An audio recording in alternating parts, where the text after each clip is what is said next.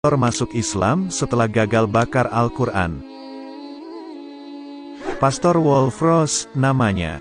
Pemuka gereja di Angola itu memegang sebuah mushaf dan menghadap jemaatnya. Ia kemudian melemparkan mushaf itu ke lantai dan menyimarnya dengan bensin. Orang-orang memperhatikannya dengan serius, saat Wolfross menyalakan korek api.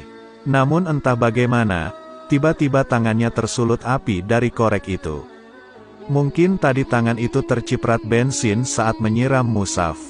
Tangannya pun terbakar, sedangkan mushaf tidak jadi dibakar. Tersentuh api pun tidak. Menyaksikan peristiwa itu, para jemaat tercengang keheranan. Tetapi yang lebih heran adalah Wolfross sendiri. Ia memikirkan peristiwa itu, dan mulai menyadari betapa ajaibnya Al-Quran. Ia yang ingin membakar Al-Quran, justru tangannya sendiri yang terbakar.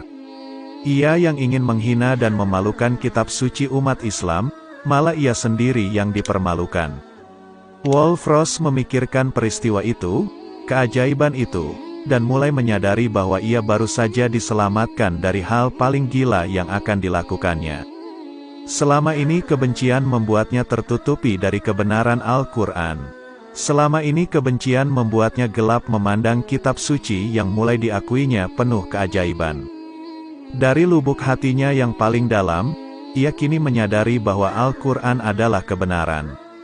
Wolfross pun kemudian mengikrarkan diri masuk Islam. Membaca syahadat, masuk Islamnya Wolfross membuat lingkungannya gempar. Betapa tidak, ia yang dulunya paling gencar memusuhi Al-Quran, kini menjadi pengikutnya. Ia yang dulunya paling membenci Al-Quran, kini mengakui kebenarannya. Ia yang dulu berniat membakar Al-Quran, kini malah tunduk kepadanya. Ia masuk Islam, menjadi mualaf, mengakui Al-Quran sebagai wahyu ilahi dan kitab suci. Tak lama setelah keislaman Wolfross, pemimpin gereja Angola Yacoub Moussa pun menyatakan masuk Islam. Keislaman keduanya diikuti oleh masuk Islamnya sekitar 200 orang lainnya. Selain memimpin gereja, Yacoub Moussa adalah sekretaris jenderal lembaga misionaris di Angola. Ia memangku jabatan itu kurang lebih selama 22 tahun.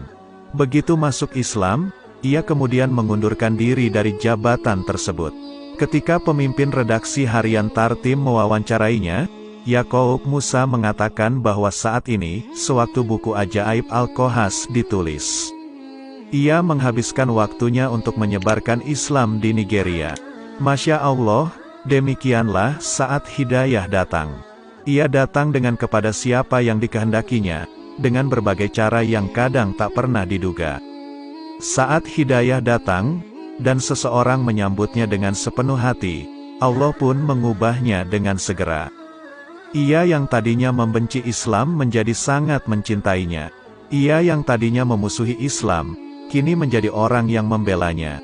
Ia yang tadinya memprovokasi orang lain agar menjauhi Islam, kini berubah menjadi dai yang menyeru manusia untuk beriman kepada Allah Subhanahu wa Ta'ala.